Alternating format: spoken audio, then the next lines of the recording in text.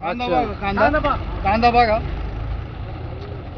मग तुम्ही कांदा देशावर इंधन संकटाचं वादळ घोंघावत असतानाच पंतप्रधान मोदींनी काटकसरीचं आवाहन केलं, ज्याला महाराष्ट्र सरकारने मोठा प्रतिसाद दिलाय।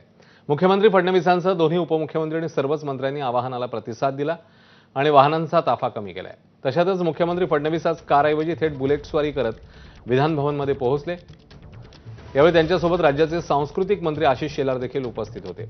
मुख्यमंत्री फडणवीस यांच्या सुरक्षा व्यवस्थेतील पोलीस कर्मचारी देखील बाईकवरूनच विधान भवनात दाखल झाले।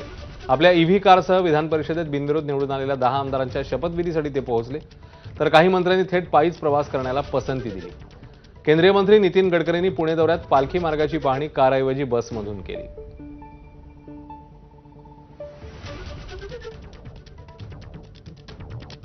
माननीय प्रधानमंत्री महोदयांनी जे काही निर्देश दिलेले आहेत ते देशहिताकरता आहेत आणि म्हणून आपापल्या परीनं जे जे करता येईल ते करण्याकरता आम्ही सगळे प्रयत्न करतो आणि म्हणून सिम्बॉलिकली त्याचा प्रचार झाला पाहिजे।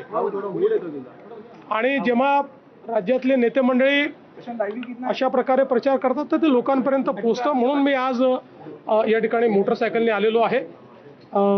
आम्ही आता आमचे कॉन्व्हॉय देखील सगळ्यांचे कमी केलेले आहेत।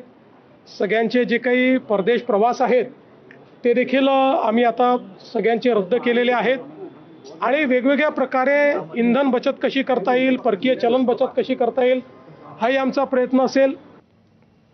तर काटकसरी करता मुख्यमंत्र्यांनी मंत्र्यांना काय सूचना केल्या आहेत तेही पाहूया। मंत्र्यांनी तात्काळ आपला वाहन ताफा अर्ध्यावर आणावा। कोणत्याही स्थितीत पदाधिकारी आमदारांसोबत लवाजमा मागे फिरणार नाही याची दक्षता घ्यावी। खासगी परदेश दौरे टाळावेत। विशेष विमान हेलिकॉप्टर प्रवास टाळावा। आठवड्यातील एक दिवस सार्वजनिक वाहतूक वापरावी। कार्यालयातील स्टाफच्या वाहनांचा आढावा घेत वाहन संख्या कमी करावी। जिल्हा विभाग पातळीवरील बैठका घेत व्हीसीच्या माध्यमातून या बैठका व्हाव्यात। होर्डिंग्स, फ्लेक्स, रोषणाईपासून कायम दूर राहावं। दुसरीकडे ठाकरेंच्या शिवसेनेचे आमदार अंबादास दानवे, अनिल परब, सुनील शिंदे यांच्यासह सर्वच आमदारांनी पायी जाणं पसंत केलं। विधान भवन ते शिवालय गाठण्यासाठी त्यांनी पायी प्रवास केला। पायी चालता चालता त्यांनी मुख्यमंत्र्यांच्या बुलेटस्वारीवर टीका करण्याची संधी साधली, तर मंत्री अतुल सावे देखील चालतच विधान भवनात पोहोचले।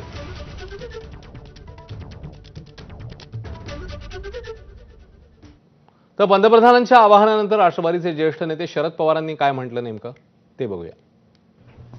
गेली 3-4 वर्षात सर्व पक्षीय बैठका या झाल्या, पण त्याच्या एकाही बैठकीला प्रधानमंत्री नसते। कधी राजनाथ सिंग होते, कधी आणखीन कोणी होते, पण एकंदर अर्थव्यवस्थेवर किती गंभीर परिणाम होईल हे जे मुख्यमंत्री प्रधानमंत्री सांगायचं प्रयत्न करतायत याची तितक्याच गांभीर्यानं सगळ्यांनी नोंद घ्यावी आणि त्यासाठी त्यांची उपस्थिती ही अत्यंत महत्त्वाची आहे।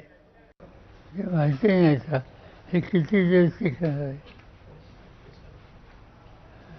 आणि ते सिंबॉलिक 1 दिवसासाठी 2 दिवसासाठी असेल तर काही फरक पडणार नाही, पण खरंच पाहणार।